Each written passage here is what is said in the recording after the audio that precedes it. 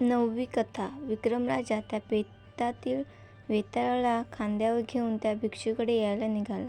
तेव्हा वेताळ राजाला म्हणाला, हे राजा, स्मशानातील मार्ग चालत असताना तुला होणारा त्रास कमी व्हावा व तुझे मनोरंजन व्हावे याकरिता मी एक कथा सांगतो, ते ऐक. पूर्वी हिरण्यवती नगरीत चतुरसेन नावाचा राजा राज्य करीत होता. कौमुदिनी नावाची त्याची राणी होती. पुत्रप्राप्तीकरिता एकदा राजाने शंकराची उपासना केली. खडतर तप केल्यावर श्री शंकर प्रसन्न झाले आणि त्याने राजाला असा वर दिला की तुला विद्वान व शूर पुत्र आणि अतिसुंदर अशी एक कन्या होईल. असा वर देऊन श्रीशंकर अंतर्धान पावले.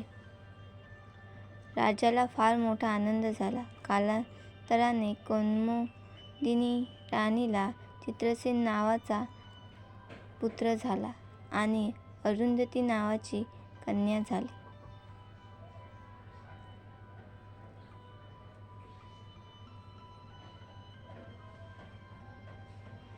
राजकन्या अरुंधती लग्नास योग्य झाल्यावर राजाने तिच्यासाठी देशोदेशीच्या राजपुत्रांचे अनेक चित्रे काढून आणली होती. परंतु त्या तसबिरीमधून तिने एकाही राजपुत्राला पसंत केले नाही. तेव्हा राजा म्हणाला, बेटी, आपण सर्व राजांना एकत्र बोलवू आणि तुझे स्वयंवर करूया. पण स्वयंवर ही गोष्ट मुली राजकन्येला आवडली नाही. ती म्हणाली, बाबा, एखादे अपूर्व ज्ञान असलेल्या वरालाच मला द्यावे. राजकन्येचे बोलणे ऐकून राजा तिला तशा प्रकारचा वर शोधू लागला. ही बातमी ऐकून 4 देशातून 4 तरुण वीर राजाकडे आले. राजाने त्यांचे आदरातिथ्य केले आणि प्रत्येकजण आपले विज्ञान सांगू लागले. त्यातील एक म्हणाला, मी शूद्र आहे. मी रोज उत्तम वस्त्रांच्या 5 जोड्या तयार करतो. त्यातील एक जोडी मी देवाला देतो, दुसरी ब्राह्मणाला देतो, एक माझ्यासाठी व एक जोडी माझ्या होणाऱ्या भावी पत्नीला ठेवून देतो आणि 5वी जोडी विकून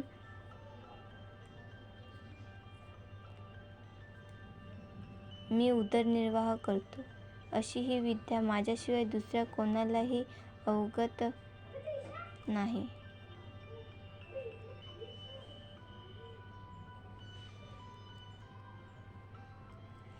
तरी मी आपली कन्या अरुंधतीला मागणी घालतो. ती मला द्यावी. दुसरा म्हणाला, मी वेश्या आहे. मी सर्व पशुपक्ष्यांची भाषा जाणतो. तरी आपण आपली कन्या मला द्यावी. नंतर तिसरा म्हणाला, मी क्षत्रिय असून खड्गयुद्धातील प्रवीण आहे. माझी बरोबरी दुसरा कोणीही करू शकत नाही. आपण आपली कन्या मलाच द्यावी.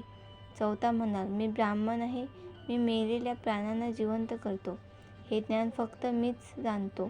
तेव्हा आपण आपली कन्या मलाच द्यावी. त्या 4 तरुणांनी आपल्या कल्या राजासमोर मांडल्या.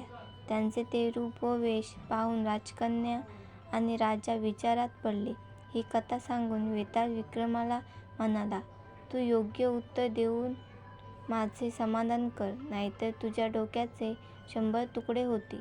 विक्रम म्हणाला, शौर्यशाली क्षत्रिय खड्गयुद्ध करणाऱ्यालाच राजकन्या देणे योग्य आहे. हे उत्तर ऐकून वेताळ विक्रमाच्या खांद्यावरून त्या पिंपळाच्या झाडावर जाऊन लोंबकळू लागला.